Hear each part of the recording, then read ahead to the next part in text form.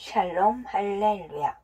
놀라운 인체의 원리 첫 번째 제1장 생명의 비밀이 숨어 있는 방.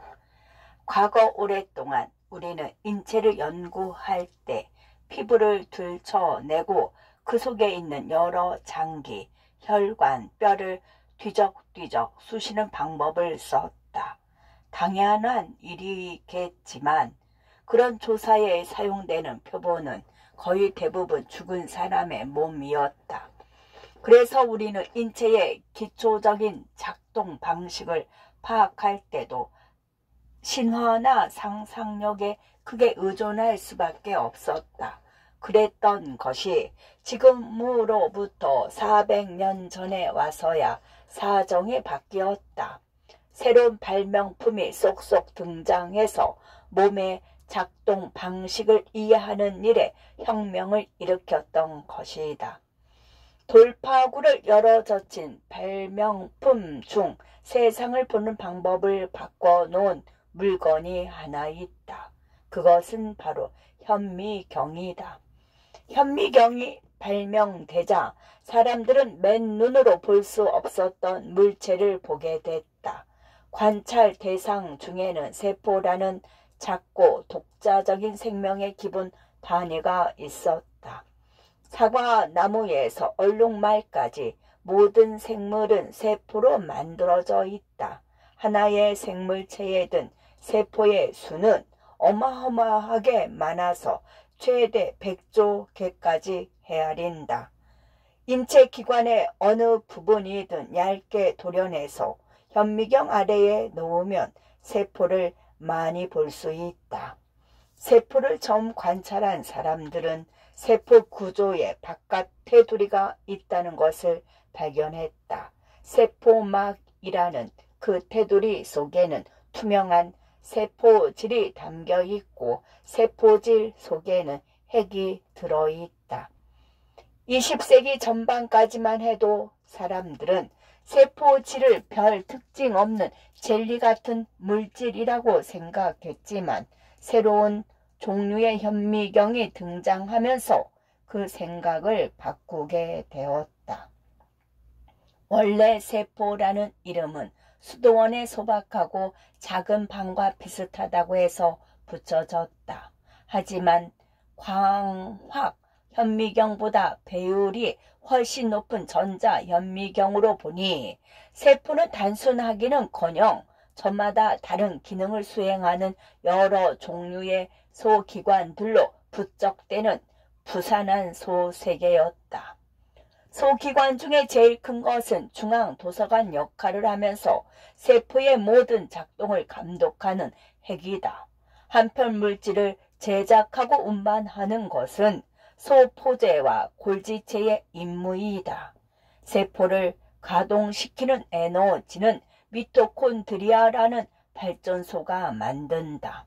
리소솜은 세포의 폐품 처리장으로서 더 이상 필요 없는 물질을 분해하여 재활용한다. 하지만 전자현미경으로도 볼 수 없는 것이 있다. 이를테면 세포를 구성하는 원재료인 원자들은 현미경에 드러나지 않는다. 원자는 얼마나 작을까요?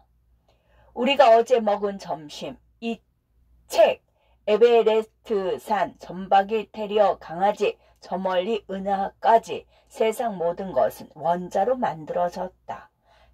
당신의 몸에도 1조의 1조배 하고도 또 5배만큼 많은 수의 원자가 들어있다. 그러니 원자가 작다는 것은 확실하지만 정확하게 얼마나 작은 걸까? 이해를 돕기 위해서 한 가지 비유를 들어보자. 점박이 강아지가 뉴욕 맨해튼 끄트머리의 배터리 공원 잔디밭에서 테니스 공을 쫓아 다닌다고 하자. 그 공이 원자라면 보통의 체세포가 8km 떨어진 센트럴 파크 동물원까지 아우르는 크기일 것이다. 원자는 이렇게 작지만 어엿한 독자적인 개체이다. 테니스 공에서 고무 부분을 제거하고 겉면에 보풀하기만 남겼다고 상상해 보자. 중심에는 겨우 눈에 보일 정도로 작은 원자 핵이 있을 것이다. 핵은 양성자와 중성자라는 작은 입자들이 빽빽하게 뭉친 것이다. 그보다 더 작은 전자라는 입자들은 태양을 도는 행성들처럼 핵 주변을 싱싱 날아다닌다. 전자는 끊임없이 움직이기 때문에 위치를 정확하게 짚어 말하기가 불가능하다. 그래서 대개 전자구름이라고 표현하는데, 예로 든 테니스 공에서 보자면 겉만 전체에 해당한다. 이런 입자들이 몇 개 들어있느냐에 따라 서로 다른 원자가 만들어진다. 원자 만들기. 제 마음대로 하도록 내버려 두면 대부분의 원자들은 전자와 양성자를 같은 개수로 지닐 것이고 결국 중성자도 같은 개수로 가질 때가 많을 것이다. 양성자가 플러스의 전하를 띠고 전자는 그와 크기가 같은 음의 전하를 띈다. 양전하와 음전하가 서로 끌어당기는 힘 덕분에 원자가 한 덩어리로 뭉쳐 있을 수 있다. 전자들은 껍질이라는 정해진 궤도에 갇힌 채 핵 주위를 돈다. 각 껍질에 담길 수 있는 전자의 수는 정해져 있고 정해진 수를 넘어설 때는 새 껍질이 형성된다. 그림의 산소 제작 장면을 보면 산소에는 전자가 8개 있다. 2개는 안쪽 껍질에, 나머지 6개는 바깥 껍질에 들어있다. 그런데 바깥 껍질에는 자리가 8개 있으므로 그중 2개는 비어있게 된다. 만약 전자를 10개 넘게 가진 원자라면 세 번째 껍질이 필요할 것이다. 그런 식으로 계속 진행된다. 원자의 최외곽 껍질이 꽉 차서 더는 전자를 들일 공간이 없는 상태를 가리켜 안정하다라고 말한다. 그런데 원자는 보통 안정하지 않을 때가 더 많다. 산소에 빈자리가 2개 있듯이 대부분의 원자는 그런 빈자리를 가지고 있고 끝없이 그 빈자리를 채우려고 애쓴다. 인체를 만드는 데는 약 24가지 원자가 필요하지만 그중 아래 4원소가 우리 몸의 95%를 차지한다. 분자 만들기. 원자는 각자가 가진 독특한 정체성을 희생하고서라도 최외각 껍질을 채우려고 한다. 원자는 수많은 화학 반응을 통해 서로 결합해서 형태와 크기가 다양한 공동체를 만든다. 그 공동체가 바로 분자다. 결합의 한 가지 방법은 원자들이 서로 전자를 공유하는 것이다. 예를 들어 두 산소 원자가 전자를 공유하면 둘 다 바깥 껍질을 채울 수 있다. 그렇게 형성된 것이 산소 분자 O2, 즉 우리가 들숨으로 마신 공기에서 실제 활용하는 물질이다. 대부분의 상호작용은 종류가 다른 원자들 사이에서 일어난다. 수소는 전자가 딱 하나 있다. 그리고 전자가 하나만 더 있으면 바깥 껍질을 채울 수 있다.